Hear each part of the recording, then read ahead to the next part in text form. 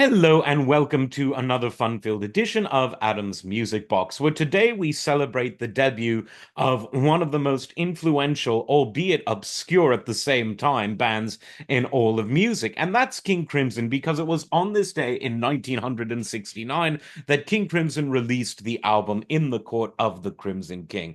Now, what made it such a revolutionary and revelatory album, and what makes King Crimson a band that is at once both obscure and also so influential. And for that, we have to look at what this album did. This was one of the most intense albums of all time.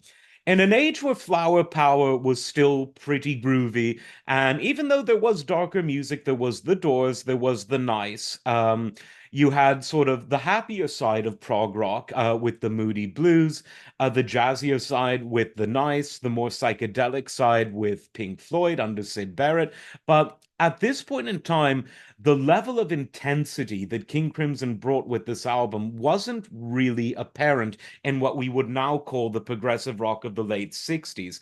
And that's why many say that this album was the first sort of progressive rock album from that golden age of progressive rock. And while, as I said, I do think prog rock albums existed prior to this album, even though they weren't necessarily identified as such, this was the album that kicked the doors open, and it had all of the things that were so original for King Crimson, but which later became prog rock cliches. The overtly poetic lyrics written by the great poet Peter Sinfield, the mellotron everywhere, which then became sort of de rigueur in prog rock, even though, to be fair, it was the Moody Blues who really kicked that off. But their mellotron was not as heavy and dark as the King Crimson mellotron, but it was equally as pervasive as played by the great Mike Pinder of the Moody Blues. So I think both the Moody Blues and King Crimson equally responsible for popularizing the Mellotron.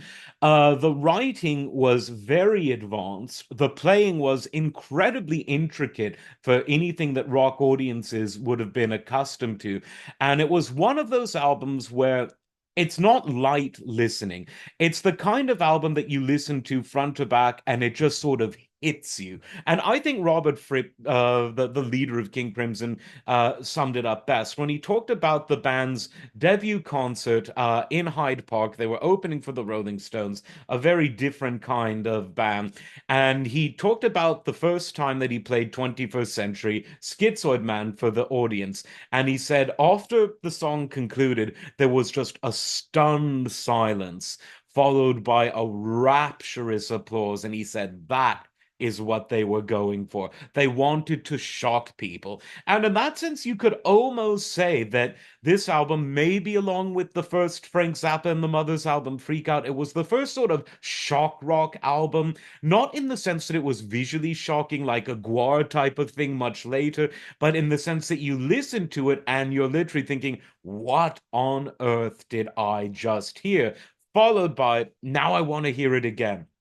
And I mean, King Crimson's legacy is such that their most famous album was composed and performed by the shortest lived lineup. Because not too long after this album was done, Greg Lake left the band to form the supergroup Emerson, Lake and Palmer, though he did appear a bit on the follow up album In the Wake of Poseidon. And of all of the Crimson lineups, this was the most short lived, and all of the lineups were very different. But this did set the stage for a band that became known for a combination of interesting writing, the ability to improvise, the ability to pull virtuosity out of the hat while remaining in this sort of dark, rocky realm that was hitherto unexplored.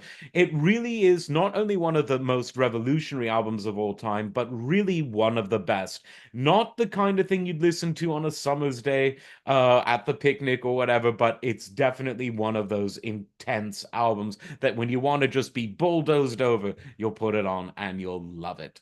Like, subscribe, and we'll see you next time. Take care.